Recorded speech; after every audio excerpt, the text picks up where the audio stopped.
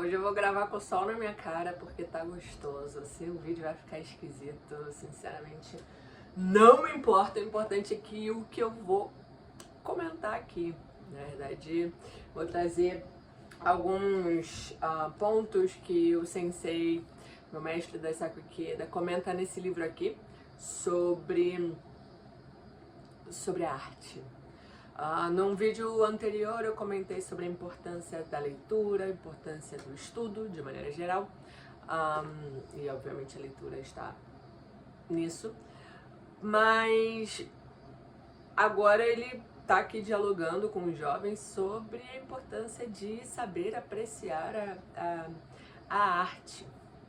E, enfim, não é extenso, porque o livro nem é tão grande assim, mas a parte que ele se dedica a isso é bem, vamos dizer assim, é uma porção do livro muito interessante, assim, é bastante longa, vamos dizer, né, em comparação aos outros temas. Então, me parece que sim, é um tema importante, e eu gostei de vários pontos aqui que o sensei comenta, né?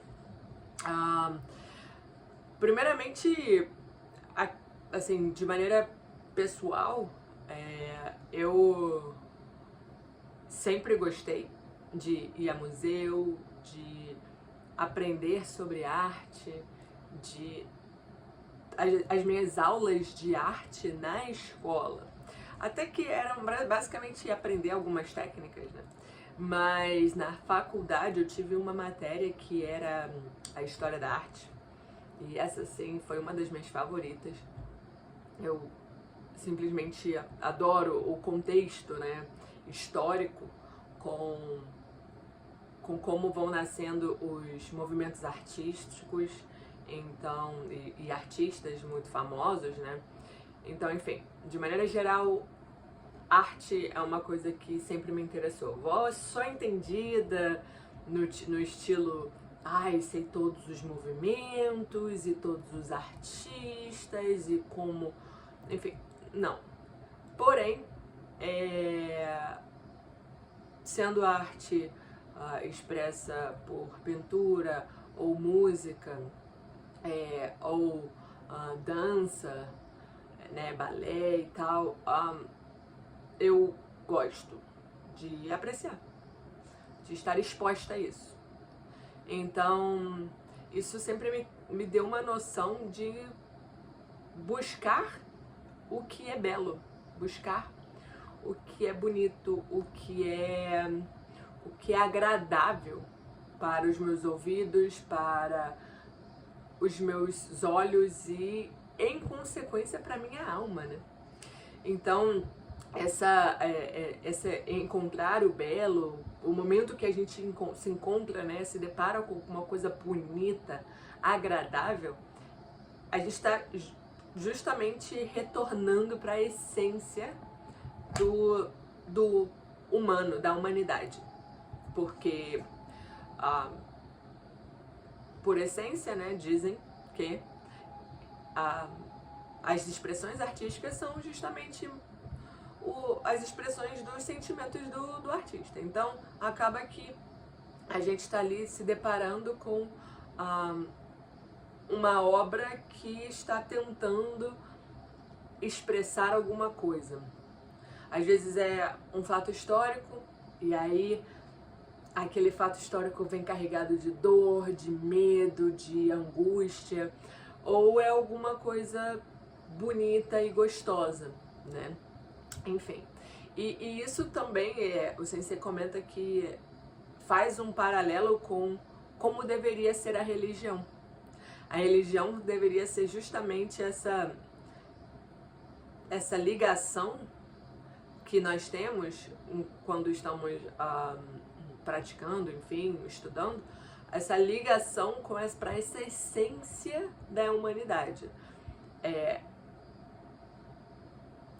Esse como o ponto primordial mais profundo da humanidade, que não são os sentimentos, mas é justamente tudo que gera isso. Então, que tem alguma coisa por trás, né? Enfim, outro ponto que eu achei interessante é como ele comenta que apreciar a arte, buscar a arte, estar interessada nela, não é uma preocupação fugaz pela aparência. Não é um do tipo, ai, nossa, mas olha só como eu estou bonita, ou olha só o que... Não é necessariamente isso. Obviamente isso tem a sua importância de um outro modo, por uma outra perspectiva, mas a preocupação com a aparência e não é buscar a cultura como uma formalidade, sabe? Sem nenhum tipo de pensamento por trás. Não é simplesmente a arte pela arte, sem nenhum tipo de apreço pela coisa, né? Então, quando a gente se expõe à arte em si, o mais interessante é a gente buscar apreciá-la. Não é julgar, necessariamente. Não é do tipo, isso aqui é bom, é ruim. É apreciar. É dar o tempo pra... Parece estranho, né? Sentir o que tá tentando transmitir, mas mais ou menos por aí. Quando a gente está apreciando alguma coisa, a gente não está necessariamente julgando. A gente está deixando aquilo ali transmitir pra gente o que é. Quando a gente come alguma coisa, eu não tô, né, enfim, que tá gostoso, eu não tô necessariamente com, isso tá bom, isso tá ruim, não, olha, tá salgado, enfim, tentando identificar cada coisa daquilo, senão somente sentindo o gostoso que tá a comida. Então, com a arte seria a mesma coisa, né? E isso é arte em todos os seus formatos, todas as suas mídias. Então, justamente é necessário, vamos dizer assim, um esforço mental para você poder analisar, observar. Eu já fui várias vezes a exposições em que eu nem tava ali, né? Eu só tava andando e, enfim, como aqui, batendo ponto pra falar que eu fui na exposição X. E acaba que isso não gera internamente nenhum afeto, nenhuma comoção na alma. E essa não é a intenção da arte. Pelo menos nós, como observadores, eu não sou uma pessoa artística, por assim dizer, mas a ideia é você poder se conectar com aquilo ali de alguma forma que acaba trazendo, agregando contexto para sua... não é necessariamente, porque agora eu vou falar sobre aquilo, mas para sua própria linha de pensamento. Se você se preocupar em ler sobre o que é aquela exposição, né? Cara, eu tô vendo que o sol tá ficando meio pra lá e eu tô tentando seguir o sol. Vou ficar com a cara meio sombra, meio sol, e é isso aí. É porque tá gostoso do jeito que tá. Então, no momento em que a gente tá nessa intenção de analisar e observar, a gente acaba cultivando uma sensibilidade para alguma coisa que é boa, né? Porque se a gente está buscando a nossa humanidade por trás da obra, de novo, quando eu falo obra, não é necessariamente uma pintura, tá? Pode ser, enfim, pode ser música, pode ser dança, pode ser, sei lá, que até mesmo arte de rua que você vê nos murais, assim, nos prédios, né? A gente está ali justamente buscando a humanidade que está por trás daquela obra. E uma coisa interessante que ele comenta obviamente sobre, vamos dizer assim, apreciar grandes obras, e essas grandes obras, né, vamos dizer assim, consagradas, são obras, em sua maioria, europeias, né? Da Europa, né, do renascentismo, aí ele não comenta, né, mas sei lá, as tartarugas ninjas, né, que a gente aprende na escola, Michelangelo, Rafael, Donatello, enfim, obviamente isso está é considerado grandes obras já renomadas, enfim. Porém, ele comenta sobre um artista chinês que foi estudar em Paris. E ele acabou em um sebo se deparando com obras budistas na China que tinham sido saqueadas, né, que é uma gruta, e que estavam ali meio que abandonado, né? E aí ele meio que teve despertou que ele deveria voltar para a terra natal dele e renovar aquelas grutas, porque foi saqueado, mas muitas coisas estão na parede, né, nas pedras. Então, ele passou depois a vida dele, desde que ele se deparou com essa informação, voltou para a China para poder restaurar esse lugar e terminou assim, passando a ser como que um monumento histórico, né, importante também, meio que com um selinho ali da Unesco dizendo que é um patrimônio histórico da humanidade. Enfim, e então isso abriu os meus olhos do tipo, caramba, eu conheço muito pouco sobre artistas orientais, sinceramente. Apesar de ser budista, o meu contexto educativo foi no Brasil, e isso me deu mais contato com questões, enfim, e informações, né, ocidentais, né? Então eu falei, caramba, eu preciso, acho, me informar mais e aprender mais. E ainda mais eu que tô morando aqui no Japão. Obviamente eu fui e vi algumas coisas já, mas eu me dei conta realmente, assim, foi como que, caramba, eu realmente não sei nada. Apesar de já ter ido ver algumas coisas, eu sei muito pouco. E a gente sabe como grandes movimentos artísticos, eles têm como pano de fundo um cenário histórico maravilhoso, né? Não, às vezes trágico, mas maravilhoso porque, no sentido de que tem muita história por trás daquilo ali. Então foi quando caramba, eu realmente preciso estudar. Preciso aprender, eu tô aqui, preciso me expor mais a isso, né?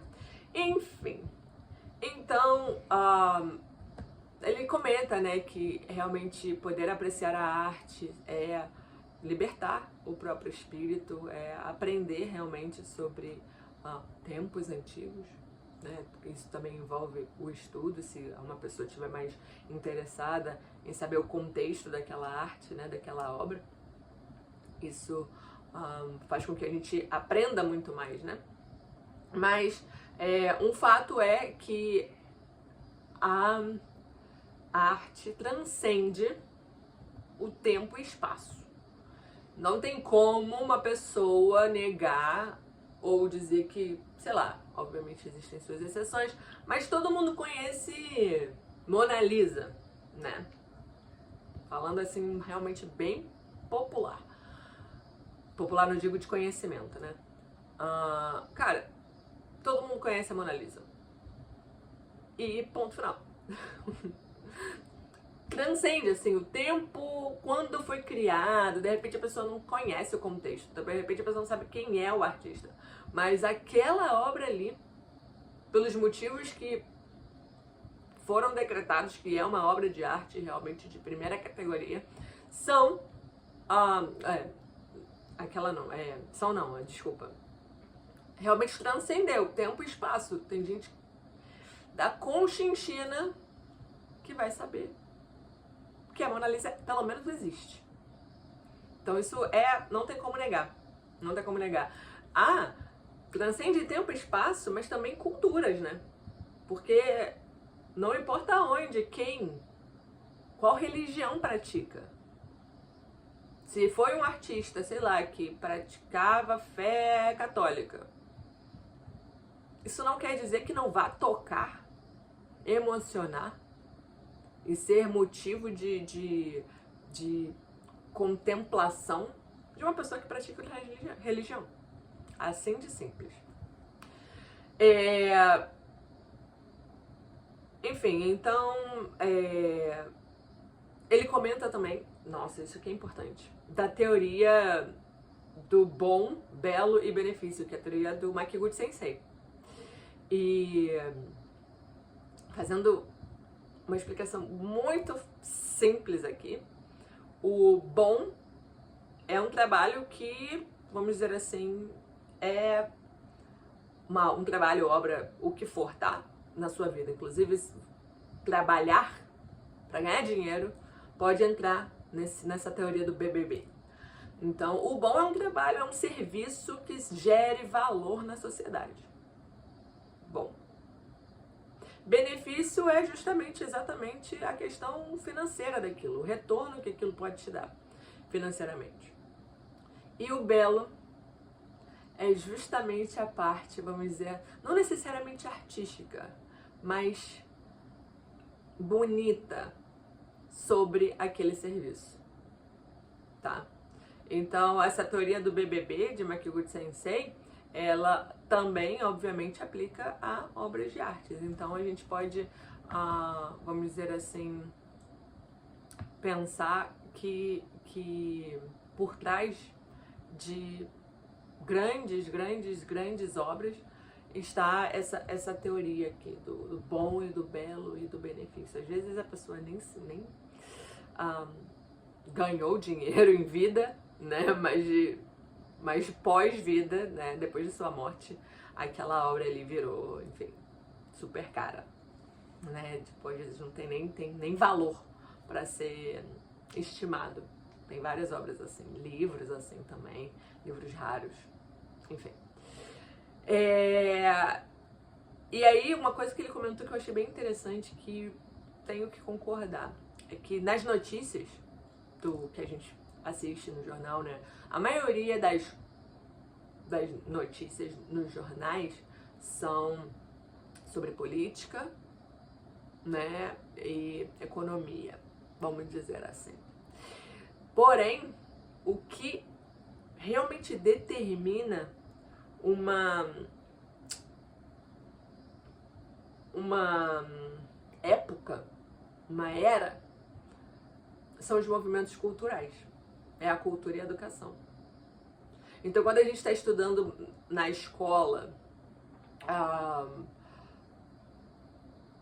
algum movimento, algum tempo, alguma época, sei lá, renascentismo, a gente, ok, vai estudar o que aconteceu, porém, vamos entender como é que foi aquele movimento cultural ali também.